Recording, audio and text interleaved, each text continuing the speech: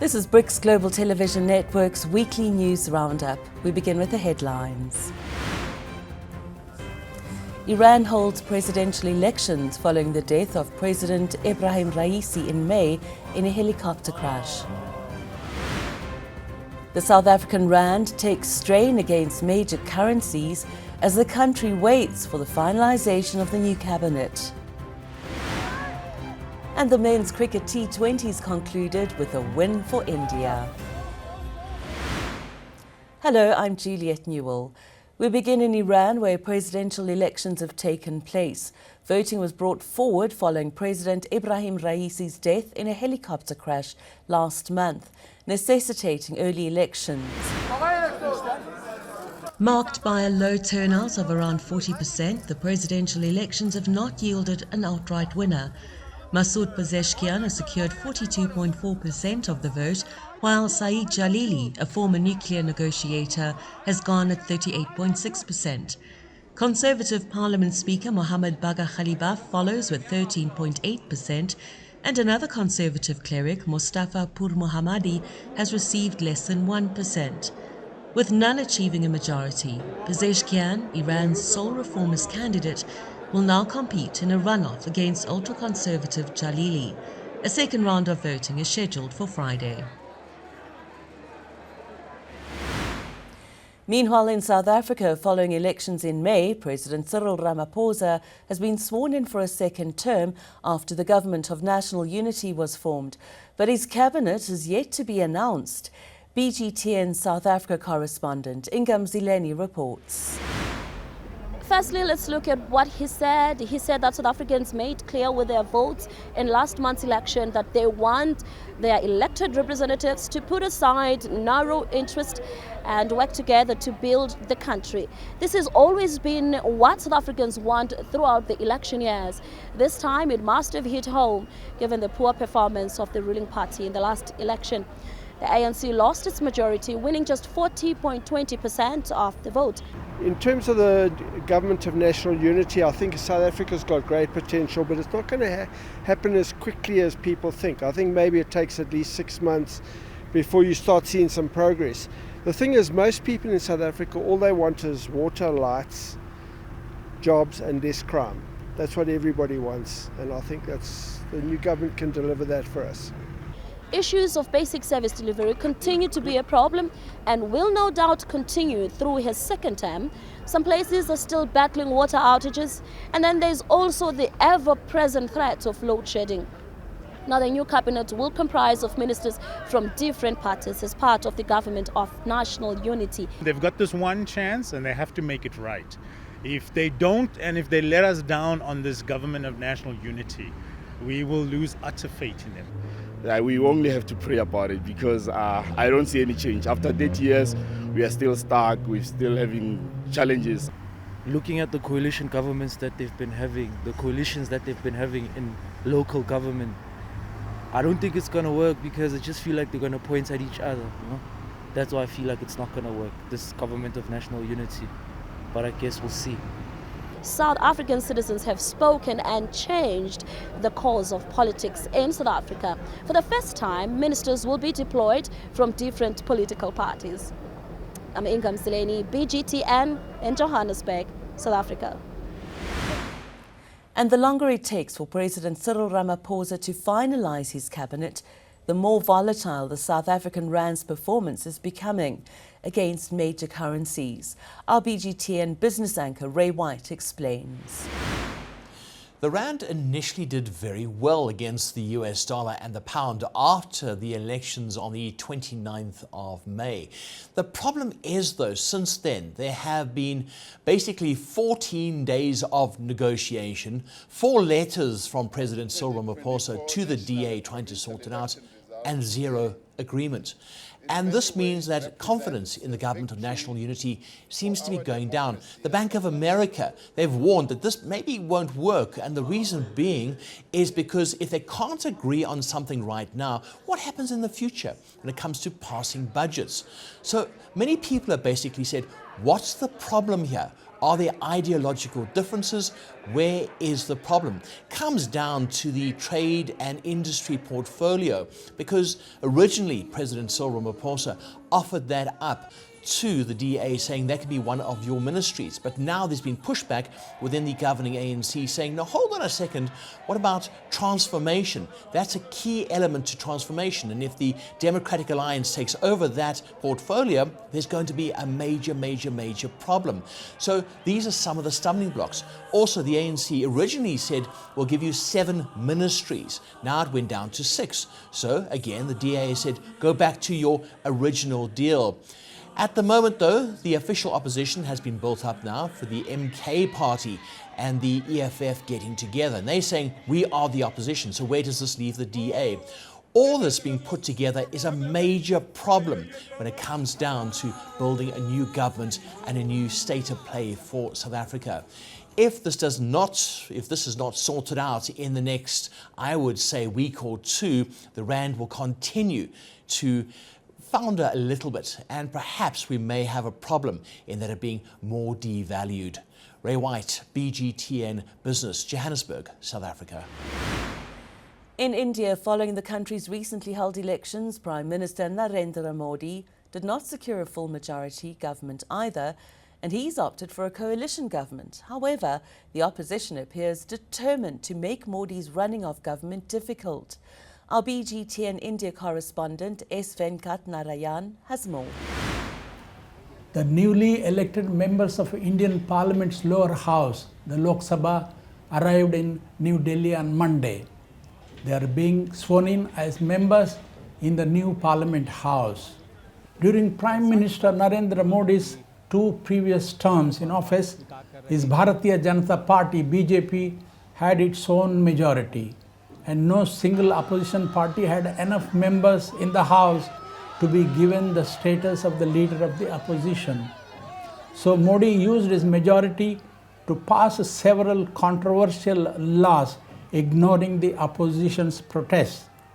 During his 3rd term in office, however, the BJP failed to get a majority of its own, and Modi now runs a coalition government. The opposition is now rejuvenated by winning more than 200 seats in the 543-member Lok Sabha. The Congress party has doubled its strength to 99. Its leader Rahul Gandhi has made it clear that Modi cannot ignore the opposition anymore, and that his government cannot pass any laws without consulting the opposition. All in all, analysts are predicting fireworks in the new Indian Parliament from day one.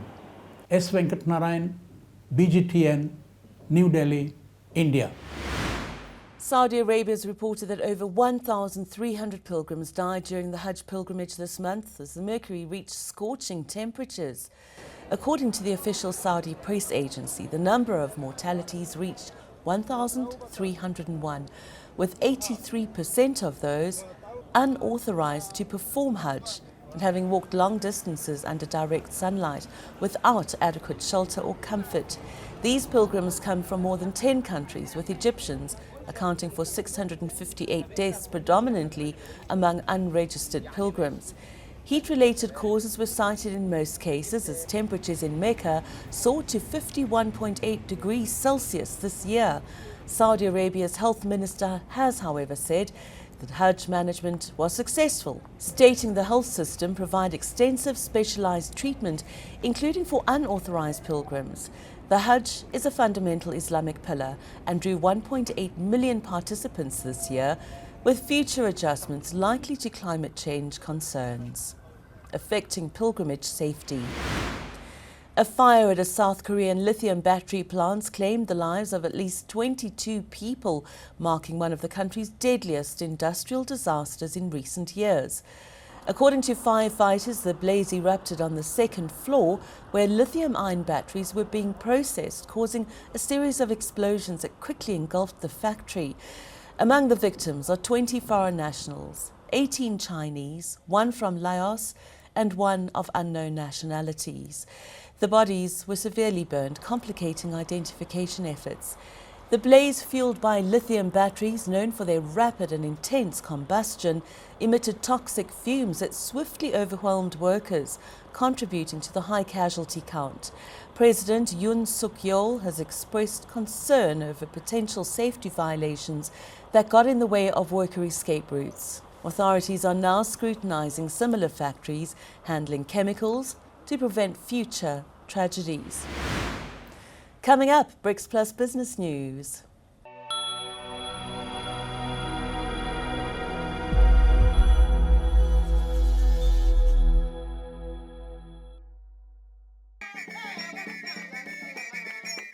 For many, dance in Africa is a rich cultural expression, serving various purposes like entertainment and religious rituals. However, over thousands of years, dance in Africa has been used as a secret way to communicate, sometimes during birth and death, frequently to each other, and at times directly to the gods.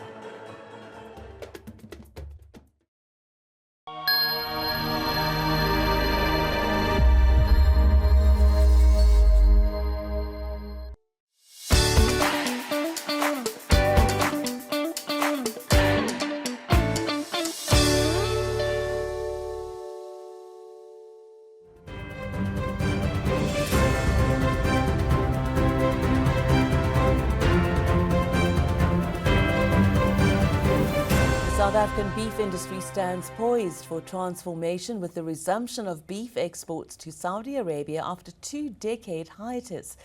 The significant development has revitalized optimism within the industry, laying the foundation for strong growth in the upcoming year.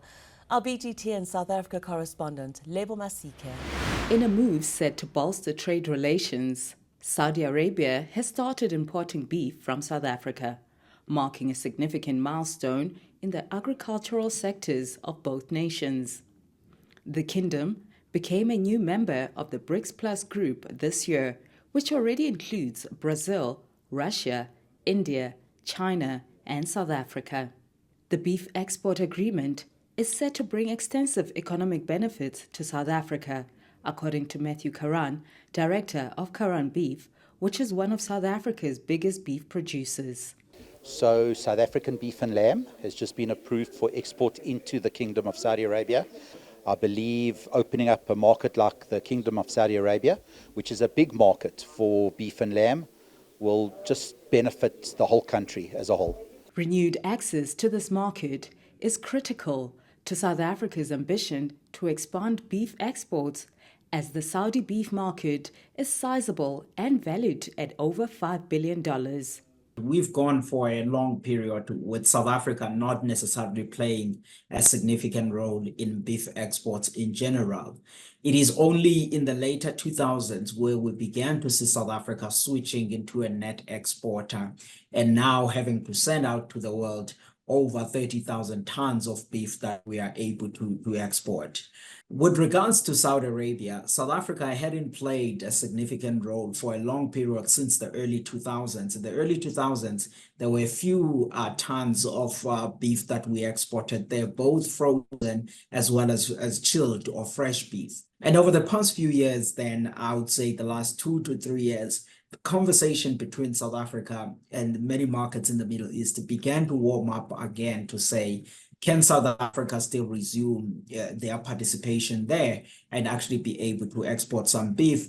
And of course, the start of this year, we had the Saudi authorities in South Africa and the South African authorities all agree and signing some protocols, which opens up the way for South Africa now to again participate there, but participate this time around with even larger volumes than we had seen in the past.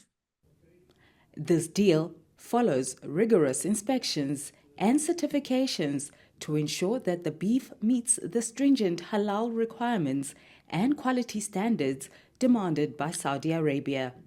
We have now 16 facilities approved. The halal market is actually very sensitive, so we wanted to make sure that everything we are able to tick every tick to ensure that we, as far as their requirements is concerned, that we do. So they came to South Africa, visited all these 16 establishments, made recommendations. Some of them required some modifications, which we quickly did. And in the end, we have all of them approved for export. As Saudi Arabia and South Africa strengthen their ties through this agricultural collaboration, it paves the way for more robust economic relations and mutual growth. This is just the beginning of a promising journey of cooperation and development. Lebo Masige, BGTN, Johannesburg, South Africa. China is set to convene a pivotal political meeting in mid-July, traditionally scrutinized for insight into economic policies, as policymakers strive to stabilize the nation's sluggish recovery. Despite the lifting of crippling COVID-19 restrictions a year and a half ago, the world's second-largest economy has not yet experienced a full rebound, causing unease among leaders and citizens alike. Authorities aim to shift the economy away from state-funded investment towards high-tech innovation and domestic consumption. Economic uncertainty has, however, kept domestic consumption stubbornly low, creating a vicious cycle. President Xi Jinping's government has refrained from significant stimulus measures, as emphasized by the recent statement from China's central bank chief ruling out such actions. Despite ongoing challenges, including a crisis in the property sector due to mounting debt and impending liquidations of major firms, authorities intend to proceed cautiously. Recent positive indications include the International Monetary Fund's upward revision of its 2024 economic growth forecast to 5% last month, aligning with Beijing's official target. However, substantial challenges persist among escalating geopolitical tensions with Western nations. German chemical manufacturer Covestro has announced it's entered into advanced negotiations with United Arab Emirates national energy firm ADNOC following a takeover offer valued at nearly 12 billion euros. That's $12.8 billion. Now, this development resulted in Covestro's shares surging over 6% on the Frankfurt Stock Exchange. Talks between the two entities began in September last year, with Covestro noting that initial discussions indicate alignment on key aspects of a potential transactions. The UAE's ADNOC proposed an initial offer price of 62 euros per share, totaling approximately 11.72 billion euros. Covestro says that while negotiations are progressing, no definitive agreement's been reached yet, and the final terms remain uncertain. ADNOC has expressed satisfaction with Covestro's decision to engage in talks on their revised offer and expressed readiness to swiftly advance the process.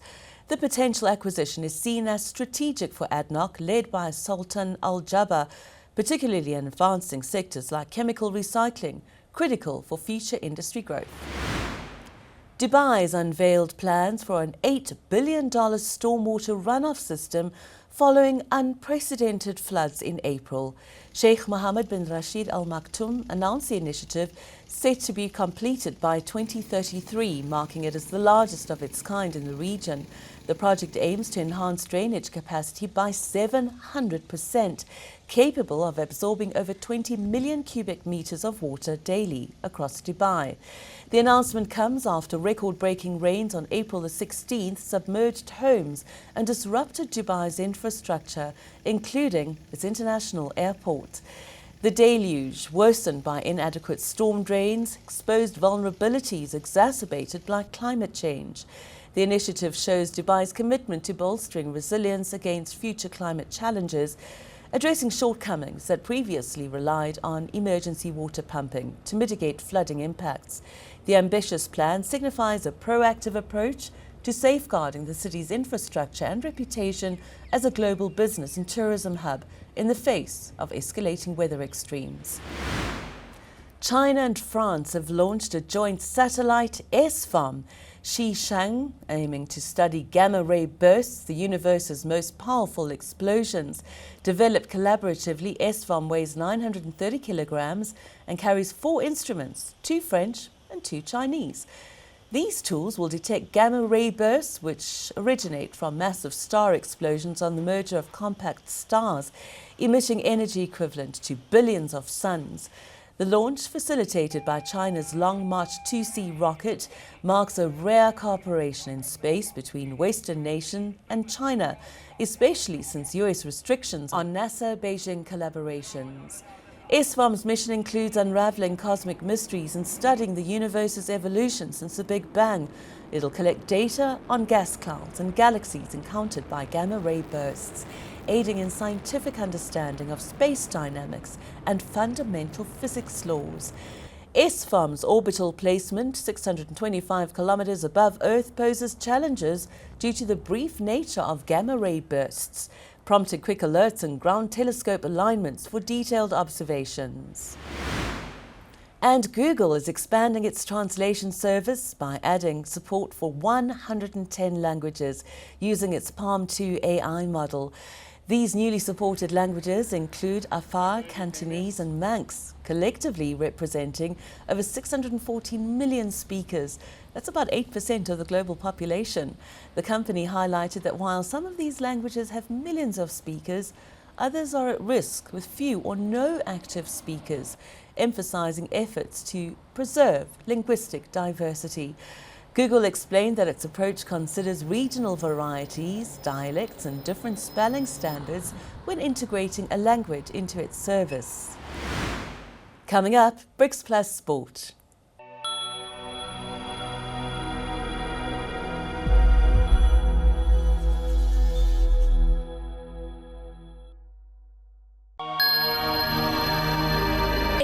Gangster Museum and Township Tours takes us on a transformative journey alongside reformed gangsters, showcasing the remarkable evolution from purveyors of drugs and violence to architects of captivating tourist attraction. We're primarily focused on alleviating gangsterism, so we take people around the townships.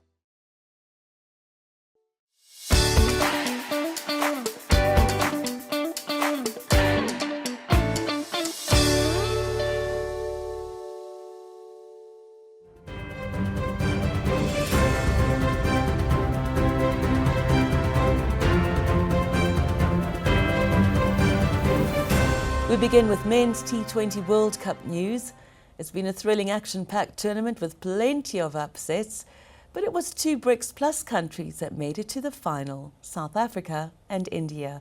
And what a showdown at the Kensington Oval in Barbados. Take a look.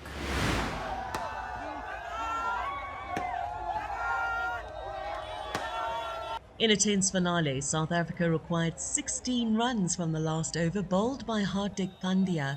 Surya Kumar Yadav's stunning boundary catch to dismiss David Miller shifted momentum decisively in India's favour, securing the victory to the delight of Indian fans in the stadium. Virat Kohli's crucial 76 anchored India to 176 for 7 after a shaky start.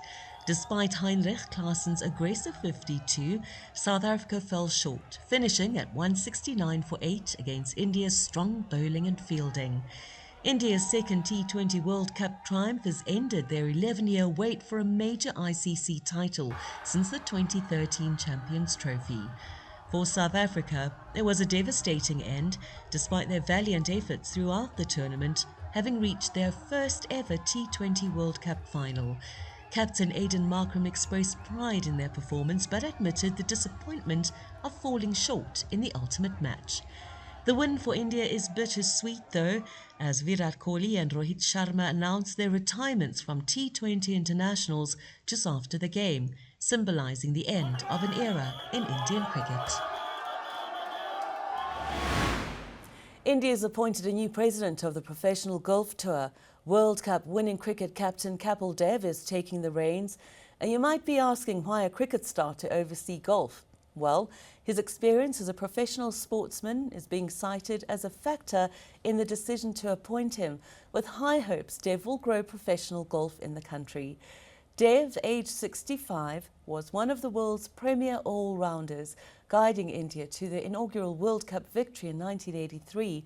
Concluding his illustrious career in 1994, he amassed 434 test wickets and 5,248 runs. The unexpected triumph over the West Indies in the World Cup final at Lord's sparked a cricketing revolution in India. Transitioning to golf later in life, he embraced the change eagerly, seeing it as an opportunity to spend more time with his golfing mates. And that's your BRICS Plus Sports Roundup for this week. Keep an eye on our website for updates. Until the next Roundup.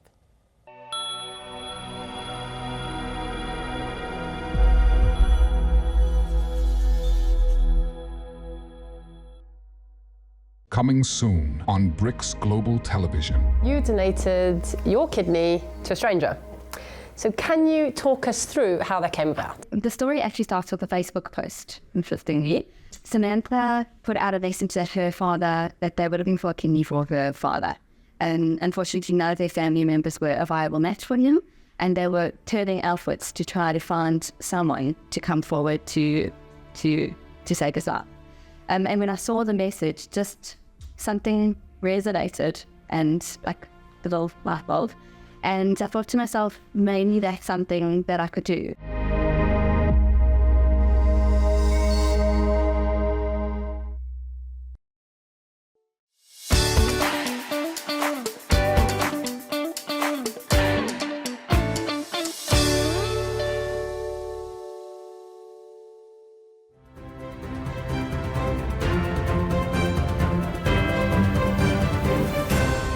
And finally, International Day of Yoga is being celebrated in June around the world. The theme for this year is Yoga for Self and Society, focusing on enhancing both individual and collective physical and mental well-being. Our BGTN India correspondent S. Venkat Narayan has more. Yoga is a gift of ancient India to the world. It is being practiced in India for more than 5,000 years now. Yoga is a part of school curriculum, and millions of children across India practice yoga every day. 10 years ago, the United Nations declared the 21st June as the International Yoga Day on Indian Prime Minister Narendra Modi's request. Indian embassies across the globe organize events to celebrate the International Yoga Day. In India, Prime Minister Modi and his cabinet colleagues participate in yoga events in open parks attended by thousands of practitioners. This year, Modi is celebrating the International Yoga Day in Srinagar, the capital of Kashmir. Yoga is gaining global popularity in a big way. Today, 300 million people the world over are practicing yoga. People of all age groups practice yoga, and 3 out of every 4 of them are women. I got many benefits from this yoga exercise. It gives us immense benefits, not only our physical, but also it improves our mental health. Yoga has become a major industry worth $90 billion today. It is expected to be worth $200 billion by 2025. In the United States alone, there are more than 22,000 yoga studios. Every 10th American has tried yoga at some point of time in his or her life. The practice of yoga postures, known as asanas, develops strength and flexibility while soothing your nerves and calming your mind. The postures affect the muscles, joints and skin and the whole body, glands, nerves, internal organs, bones, respiration and the brain. Yoga is easy to learn and practice. All that you need to do is go to YouTube and pick postures of your choice and practice them. Yoga is practiced by millions of people across the globe to calm their minds and remain flexible. If you have not tried yoga so far, it's worth giving a try. S. Venkat Narayan, BGTN, New Delhi, India. And that's our roundup for this week. Until next time, you can go to our website or social media for updates. See you again next week.